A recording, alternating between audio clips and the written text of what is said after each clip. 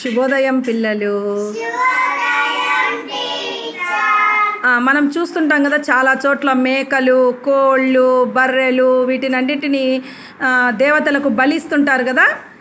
నిజానికి బలియమని ఎక్కడా కూడా ఏ శాస్త్రాల్లో కూడా రాయలేదమ్మా. అది ఒక చెడ్డ ఆచారం అనే చెప్పాలి. అలాగే శుభ్రంగా లేని పాత్రలో వంట వండుకోవచ్చా?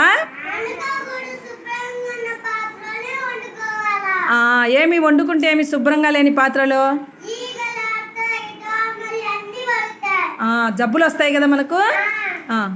మరి అక్కడ దండం పెట్టుకోండి.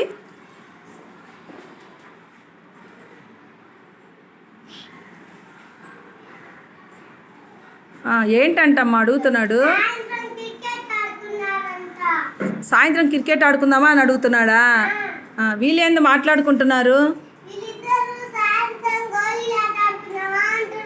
సాయంత్రం గోళీలు ఆడుకుందామా అనుకుంటున్నారా? మరి ఇప్పుడు వాళ్ళు అక్కడ దండం పెట్టుకుంటున్నారు కదమ్మా. మరి దండం పెట్టుకునేటప్పుడు మన మనసు అంతా ఎక్కడుండాలి? వాళ్ళ మనసు అంతా ఆటల మీద ఉంది కదా. కాబట్టి అట్లా చేయకూడదు. మనం దండం పెట్టుకునేటప్పుడు మన మనసు అంతా దేవుడి మీదనే మన చిత్తం అంటే ఏంది? ఒక మంచి పద్యం పాడతారా దీని మీద? ఆత్మశుద్ధి.